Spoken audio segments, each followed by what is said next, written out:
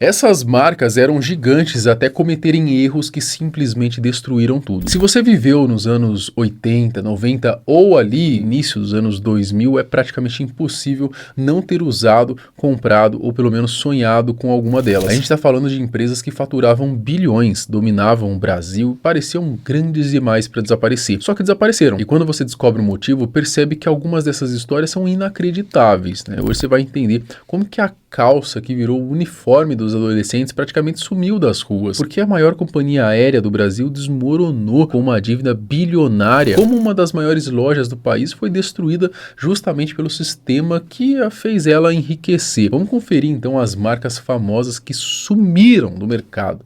Eu sou o Marcelo Milos e depois da vinheta eu te conto.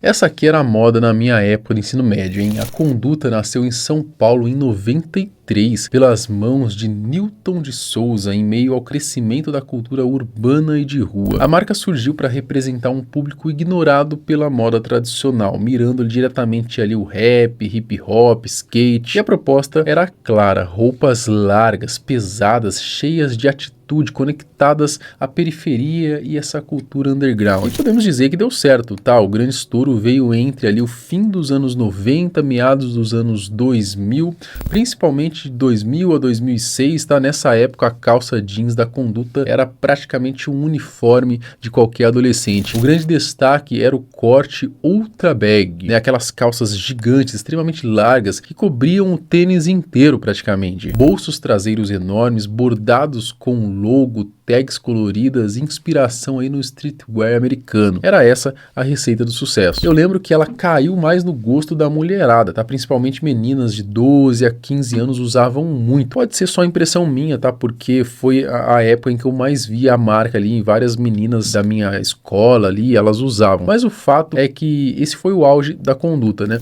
Nesse período a marca patrocinava grandes DJs, rimadores de freestyle e grupos de rap do Brasil. Também aparecia com frequência nas páginas da famosa revista Rap Brasil, se consolidando aí como um sinônimo de estilo de rua legítimo. Ter uma Conduta original era o auge do estilo ali no colégio, nos rolês, né? Tanto que tinha muito falsificado também, tá? A galera que um pouco mais baixa renda, inclusive eu desconfio que o pessoal da escola lá, a maioria era falsificado mesmo. Porém, desde os anos 2010, a marca perdeu bastante espaço, tá? O principal motivo foi a mudança radical na moda jovem, né? O hip hop e o skate começaram a abandonar aquele visual extremamente largo das bag, né, migrando aí para calças mais ajustadas, e a Conduta perdeu justamente o seu maior chamariz. Além disso, o streetwear nacional ganhou novas marcas, né, com a internet, tendências internacionais passaram a chegar muito mais rápido, diminuindo o público fiel aí da grife. Aquela calça jeans pesada, 100% algodão, perdeu espaço entre os novos adolescentes e a Conduta foi sumindo aí aos poucos, tanto que muita gente pensa que a marca faliu,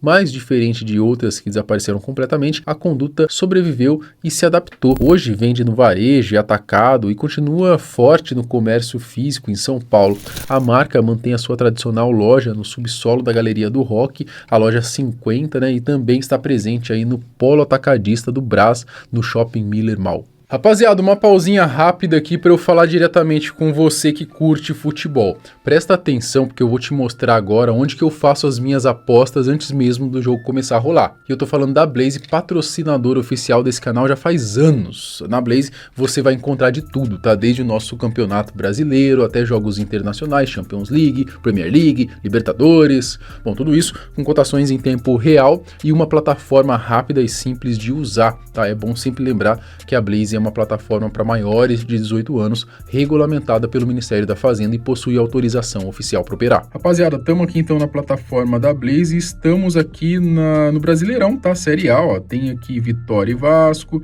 Botafogo e Santos. Vamos para Botafogo e Santos, ó, dia 16 de julho. Tá? É 1,97 a odds aqui pro Botafogo e 3,7 pro Santos, tá? Eu vou aqui no Botafogo mesmo, né? 1,97.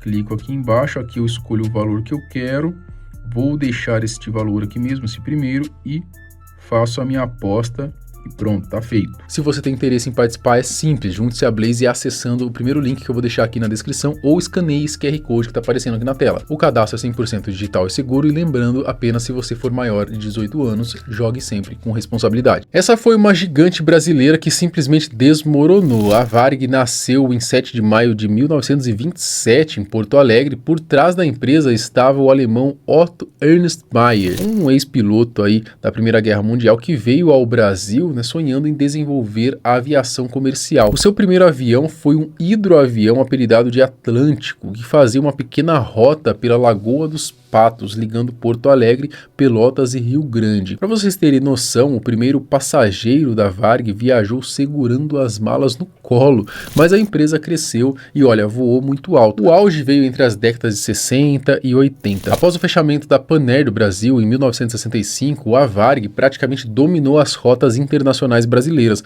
No topo, voava para os 5 continentes e tinha mais de 120 aeronaves, dominava mais de 70% do mercado nacional e transportava milhões de passageiros por ano. A marca virou sinônimo de excelência. Existia o famoso padrão Varig. Na primeira classe, né, o serviço incluía alta gastronomia, caviar, vinhos importados, lagosta, talheres de prata. O atendimento era tão respeitado que a empresa batia de frente aí com gigantes aí como a Pan Am e Air France. A Varig era a embaixadora do Brasil nos céus, só que olha o que uma má gestão, né, incluindo a dos nossos governantes, não faz. A queda começou aí com uma combinação cruel de problemas econômicos. Durante o Plano Cruzado, em 1986 e nos anos seguintes, o governo congelou o preço das passagens, enquanto custos como combustível continuavam subindo em dólar. O resultado foi um rombo bilionário nas contas da empresa. Quem poderia imaginar, não é? A Varig tinha uma estrutura pesada e extremamente cara, com a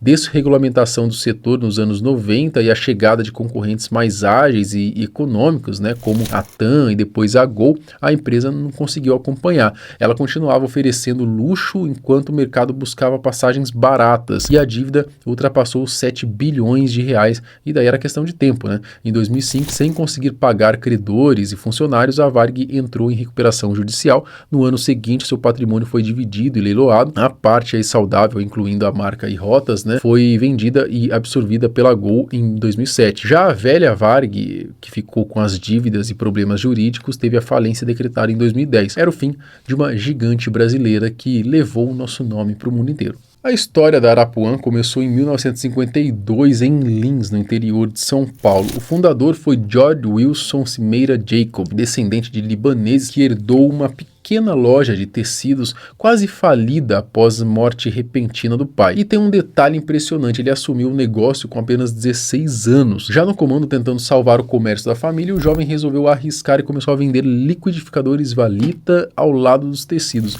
O negócio deu tão certo que ele abandonou os panos e focou nos eletrodomésticos, e logo ele abriu uma segunda loja. O grande estouro nacional veio entre o fim dos anos 80 e meados dos anos 90. No auge, a Arapuã chegou a 265 lojas espalhadas pelo Brasil.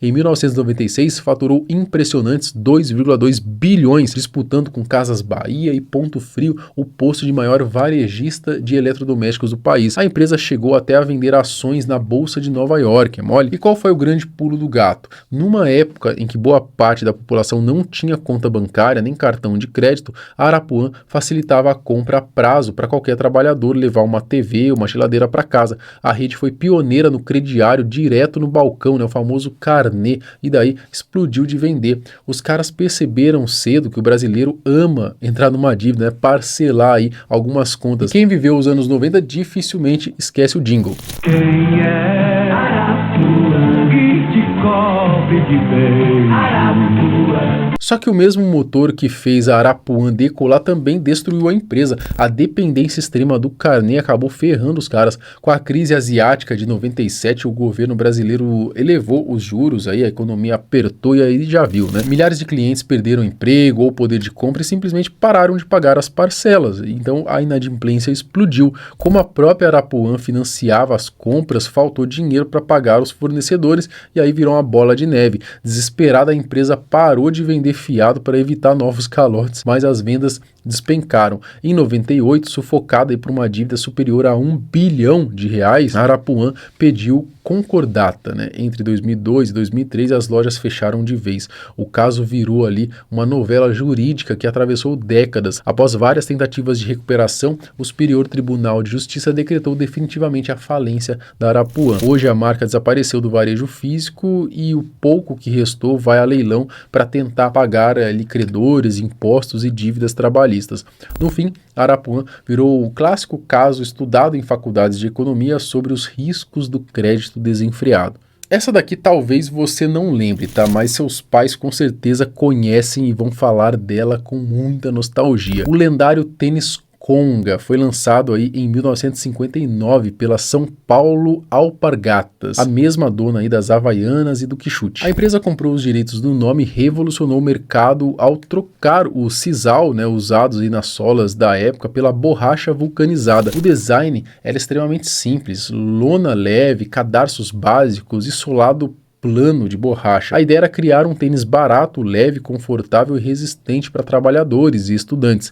E assim, o Conga dominou o Brasil entre os anos 60 e 80, chegando ao auge aí na década de 70. O grande trunfo da Alpargatas foi transformar o Conga praticamente no tênis oficial dos uniformes escolares. Escolas públicas e muitas particulares exigiam um modelo nas aulas e na educação física. As cores aí mais vendidas eram azul marinho e branco, um clássico. No auge, o Conga vendia milhões de pares por ano, sendo disparado um dos tênis mais populares da história do Brasil. Ele era tão famoso que surgiram dezenas de imitações, obrigando a Alpargatas a criar comerciais com o slogan "Recuse imitações, procure a marca Conga gravada na sola". Esse recuse imitações acabou ficando com a Havaianas também, né? Mas enfim, depois de quase 2 décadas dominando o mercado, o Conga começou a enfrentar dificuldades. O declínio veio no início dos anos 90, aí, com a abertura do mercado brasileiro aos importados. Marcas como Nike, Adidas e Reebok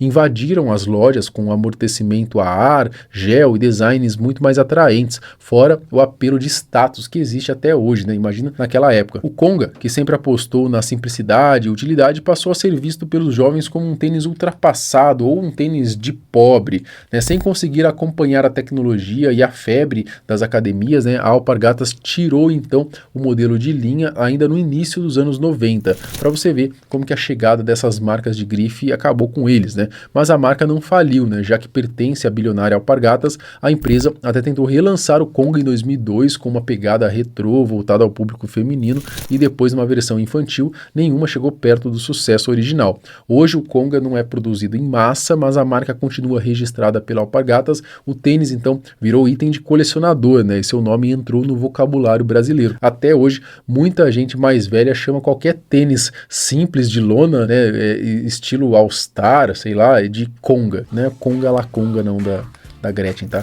E agora eu quero saber de vocês, né? Qual dessas marcas mais impactou a sua vida, ou que você lembrava, pelo menos, aí na sua infância ou adolescência? Qual outra gigante brasileira desapareceu, perdeu força e merece estar aqui numa parte 2 desse vídeo? Comenta aqui embaixo. Até o próximo vídeo. Tchau!